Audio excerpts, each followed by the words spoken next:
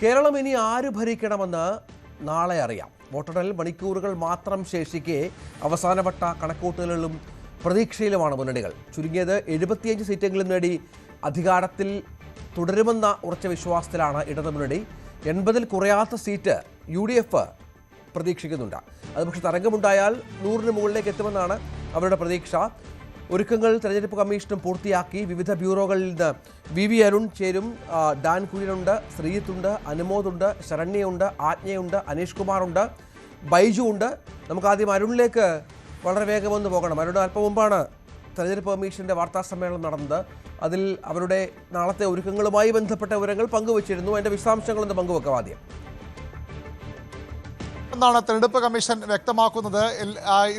അല്പം മുമ്പും തെരഞ്ഞെടുപ്പ് കമ്മീഷൻ ഉദ്യോഗസ്ഥർ ഈ കൗണ്ടിംഗ് സ്റ്റേഷനിലെത്തി കൃത്യമായ ക്രമീകരണങ്ങൾ പരിശോധിച്ചിരുന്നു. എല്ലാ ക്രമീകരണങ്ങളും പൂർത്തിയായെന്ന് തെരഞ്ഞെടുപ്പ് കമ്മീഷൻ അവകാശപ്പെടുന്നുണ്ട്. ഏതായാലും ഇനി ഏറ്റവും പ്രധാനപ്പെട്ട കാര്യം വോട്ടെണ്ണൽ തന്നെയാണ്. വോട്ടെണ്ണൽ രാവിലെ 8 മണിക്ക് ആരംഭിക്കും. ആദ്യം EVM മെഷീനുകളിലേക്ക് കടക്കില്ല, പകരം പോസ്റ്റൽ വോട്ടുകളാണ് ഇന്ന്. ഇത്തവണ പോസ്റ്റൽ വോട്ടുകൾ എണ്ണിത്തീരാൻ സമയമെടുക്കും. പോസ്റ്റൽ വോട്ടുകൾ സംബന്ധിച്ച തർക്കങ്ങളും നേരത്തെ തന്നെ ഉണ്ടായിരുന്നു. അതുകൊണ്ട് തന്നെ വോട്ടെണ്ണൽ പ്രക്രിയ എത്രത്തോളം സുഗമമായി തുടക്കത്തിൽ നടക്കുമെന്ന കാര്യത്തിൽ സംശയമുണ്ട്. 8:30യോടുകൂടി EVM മെഷീനുകളിലേക്ക് കടക്കുന്ന തരത്തിലാണ് ക്രമീകരണങ്ങൾ.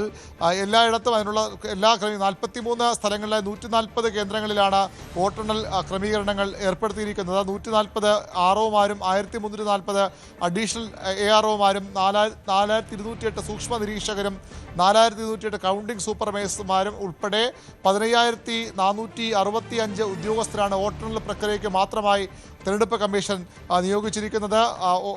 ഒരു റൗണ്ടിൽ പരമാവധി 14 ബൂത്തുകളിലെ ഇലക്ട്രോണിക് വോട്ടിംഗ് മെഷീനുകളാണ് എണ്ണുക. ആദ്യം പോസ്റ്റൽ ബാലറ്റുകൾ എണ്ണിത്തുടങ്ങും. ഒരു വോട്ടെണ്ണൽ കേന്ദ്രത്തിൽ EVM വോട്ട് എണ്ണുന്നതിന് പരമാവധി 14 കൗണ്ടിംഗ് ടേബിളുകൾ സജ്ജീകരിക്കും. പോസ്റ്റൽ ബാലറ്റുകൾക്ക് 500 എണ്ണത്തിന് ഒന്നെന്ന കണക്കിൽ പ്രത്യേക കൗണ്ടിംഗ് ടേബിളുകളും ഓരോന്നിനും ഓരോ ARO എന്ന നിലയിലുമാണ് ക്രമീകരിച്ചിരിക്കുന്നത്. അതീവ സുരക്ഷ, പ്രത്യേകിച്ച് ഇപ്പോൾ ഇത്തവണ സംസ്ഥാനത്ത് ഈ കൗണ്ടിംഗ് മെഷീനുകൾ EVMകൾ സൂക്ഷിച്ചിരിക്കുന്ന റൂമുകൾക്ക് സുരക്ഷയില്ലെന്ന വലിയ ആശങ്കയൊക്കെ ഉയർന്നു വന്നു. പലയിടങ്ങളിലും അനുമതിയില്ലാതെ സ്ട്രോങ് റൂമുകൾ തുറന്നുവെന്ന പരാതികൾ വന്നു. അതുകൊണ്ട് തന്നെ വളരെ ശക്തമായ ക്രമീകരണം ഇത്തവണ സുരക്ഷാ ക്രമീകരണങ്ങളും ഏർപ്പെടുത്തിയിട്ടുണ്ട്. പോളിംഗ് സാമഗ്രികൾ സൂക്ഷിച്ച സ്ട്രോങ് റൂമുകൾ സ്ഥാനാർത്ഥികളുടെയോ അവരുടെ അംഗീകൃത പ്രതികളുടെ സാന്നിധ്യത്തിൽ ഒബ്സർവർമാർ ഉൾപ്പെട്ട ഉദ്യോഗസ്ഥരെ സാക്ഷിയാക്കി വീഡിയോ റെക്കോർഡിംഗ് അടക്കം നടത്തിയാകും തുറക്കുക. 7 മണിയോടുകൂടി ഈ സ്ട്രോങ് റൂമുകൾ തുറക്കും. 8 മണിക്ക് തന്നെ വോട്ടെണ്ണൽ ആരംഭിക്കും. പോസ്റ്റ് വോട്ടിൽ ആദ്യം, പിന്നീട് 8:30യോടുകൂടി EVMകളിലേക്ക് കടക്കും. 8:45 മുമ്പ് തന്നെ ആദ്യ റൗണ്ട് ഫലസൂചനകൾ പുറത്തു വരും. 9 മണിക്ക് കൃത്യമായൊരു ട്രെൻഡിലേക്ക് കാര്യങ്ങൾ നീങ്ങുന്നത് മനസ്സിലാകും. 9:30-10 മണിയോടുകൂടി സംസ്ഥാനത്തിൻ്റെ രാഷ്ട്രീയ ചിത്രം വ്യക്തമാകുന്ന തരത്തിലാണ് വോട്ടെണ്ണൽ ക്രമീകരണങ്ങൾ ഏർപ്പെടുത്തിയിരിക്കുന്നത്. ക്ഷമിക്കണം. ഈ പോസ്റ്റൽ വോട്ടുകൾ ആദ്യം എണ്ണും. പോസ്റ്റൽ വോട്ടുകളുമായി ബന്ധപ്പെട്ട ഫലസൂചനകൾ 8:15 തന്നെ ലഭ്യമാകാൻ സാധ്യതയുണ്ടോ? അതിനുശേഷം 8:30ക്കാണ് ബാലറ്റിലേക്ക്, നമ്മുടെ ഈ വോട്ടിംഗ് മെഷീനിലേക്ക് കടക്കുക. അത് 8:45 ആകുമായിരിക്കും. പക്ഷേ ഒരു 10-15 മിനിറ്റിനകം തന്നെ ഒരു ഫലസൂചനകൾ പ്രേക്ഷകർ എത്തിക്കാൻ സാധിക്കുമോ? എങ്ങനെയാണ് ഇലക്ഷൻ കമ്മീഷന്റെ ക്രമീകരണം? അവരുടെ സൈറ്റുകളുടെ അറേഞ്ച്മെന്റ്സ് ഒക്കെ എങ്ങനെയാണ്? 8:30യോടുകൂടി ആദ്യ ഫലസൂചനകൾ ലഭിക്കും എന്ന പ്രതീക്ഷ ഇപ്പോഴില്ല. കാരണം ഈ പോസ്റ്റൽ വോട്ടുകൾ എണ്ണുന്ന പ്രക്രിയ കുറച്ച് നീണ്ടുപോകാൻ തന്നെയാണ് സാധ്യത എന്നാണ് തെരഞ്ഞെടുപ്പ് കമ്മീഷനുമായി ബന്ധപ്പെട്ട വൃത്തങ്ങൾ അവരുടെ ഉദ്യോഗസ്ഥരൊക്കെ സൂചിപ്പിക്കുന്നത്. 8:45 വളരെ കൃത്യമായി, ആദ്യമൊക്കെ പോസ്റ്റ് വോട്ടുകളുടെ ഒരു ഏകദേശ കണക്കുകൾ മാത്രമാകും വരിക. പക്ഷേ 8:45 EVM മെഷീനുകൾ 8:30ക്ക് EVM മെഷീനുകൾ വോട്ടുകൾ എണ്ണി തുടങ്ങും. അത് 8:45 ഒരു കൃത്യമായ കണക്കുകളിലേക്ക് പോകാം. ഇത്തവണ ഈ പോസ്റ്റൽ ബാലറ്റുമായി ബന്ധപ്പെട്ട വലിയ തർക്കമൊക്കെ നിലനിന്നതാണ്. അതുകൊണ്ട് അക്കാര്യത്തിൽ കുറച്ചുകൂടി സൂക്ഷ്മമായ ഒരു പരിശോധന ഉണ്ടാകാനാണ് സാധ്യത. 8:45 ഒരു ആദ്യ 1-2 റൗണ്ടുകൾ 8:45 തന്നെ എണ്ണിപ്പോകാനാണ് സാധ്യത. അങ്ങനെയെങ്കിൽ അവിടെ ആദ്യ ഫലസൂചനകൾ പുറത്ത് വന്ന് തുടങ്ങും. എല്ലാ ക്രമീകരണങ്ങളും പൂർത്തിയായതായി തെരഞ്ഞെടുപ്പ് കമ്മീഷൻ വ്യക്തമാക്കുന്നു. 3 മുന്നണികൾക്കും ഏറെ നിർണായകം. ഇടതുമുന്നണിക്കാകട്ടെ 2 തവണ തുടർച്ചയായ ഭരണം, 10 വർഷത്തെ ഭരണം, അത് വീണ്ടും ഒരു 5 വർഷത്തേക്ക് പോകുമെന്ന വലിയ പ്രതീക്ഷയുണ്ട്. ചുരുങ്ങിയത് 74 സീറ്റെങ്കിലും ലഭിക്കുമെന്ന പ്രതീക്ഷ ഇപ്പോഴും മുഖ്യമന്ത്രിക്ക് ഉണ്ട്. അദ്ദേഹത്തിൻ്റെ ഒരു ആത്മവിശ്വാസം തന്നെയാണ് ഇടതുമുന്നണി നേതാക്കൾക്ക് ഇപ്പോഴും ഉള്ളത്. അതുകൊണ്ട് അവർ തുടർഭരണത്തിൽ തുടർച്ച പ്രതീക്ഷിക്കുന്നു. ഹാട്രിക് വിജയത്തിൽ പിണറായി 3.0 സംഭവിക്കുമെന്ന് തന്നെ അവർ പ്രതീക്ഷിക്കുന്നു. UDF ആകട്ടെ 10 വർഷത്തെ LDF ഭരണത്തിന് 10 വർഷത്തെ ഭരണ വരൾച്ചയ്ക്ക് ഒരു അറുതി ഉണ്ടാകും.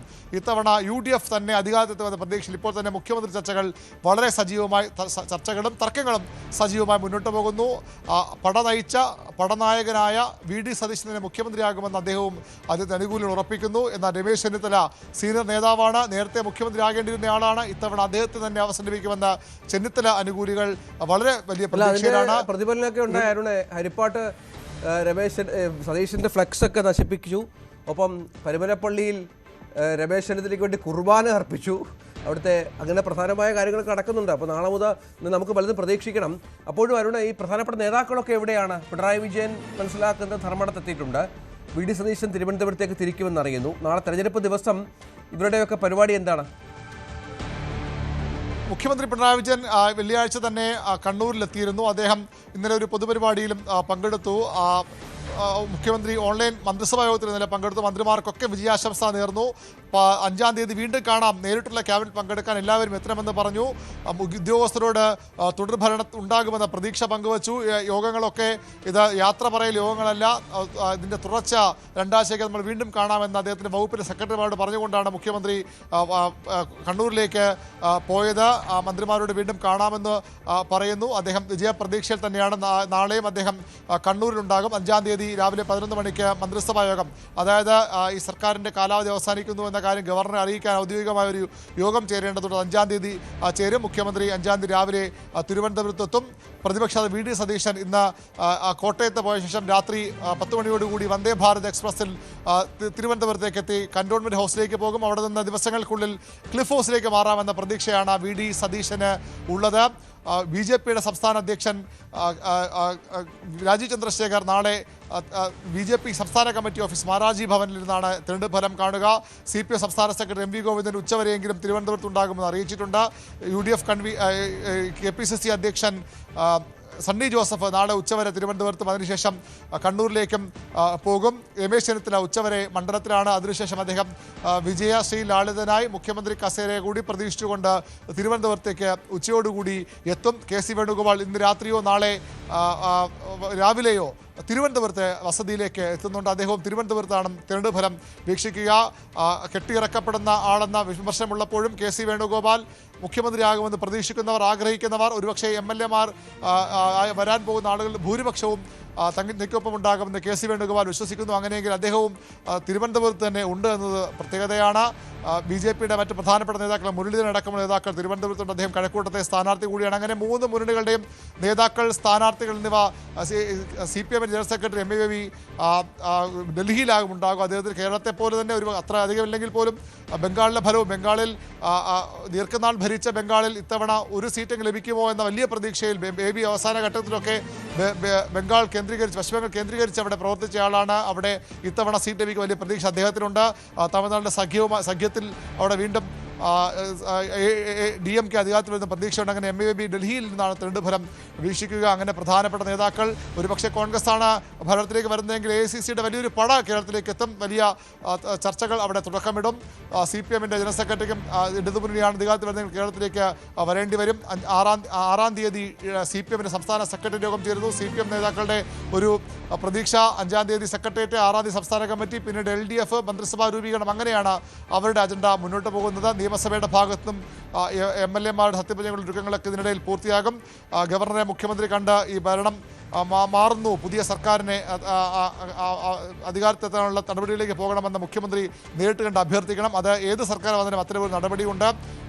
ആ സമയത്ത് മുഖ്യമന്ത്രിയെ കാവൽ മുഖ്യമന്ത്രിയായി, അടുത്ത മന്ത്രിസഭ അധികാരമേറ്റുന്നവരെ കാവൽ മുഖ്യമന്ത്രിയായി ഗവർണർ ചുമതലപ്പെടുത്തും. അങ്ങനെ നിരവധി നടപടിക്രമങ്ങൾ ഗവൺമെന്റ് തലത്തിൽ തീർച്ചയായും അത്തരത്തിലുള്ള ഇലക്ഷൻ കമ്മീഷന്റെ വാർത്താ സമ്മേളനം കഴിഞ്ഞു. കൃത്യമായ കാര്യങ്ങൾ അവർ വിശദീകരിച്ചു. കൂടുതൽ വാർത്തകൾക്ക് News 18 Keralam YouTube channel subscribe ചെയ്യുക.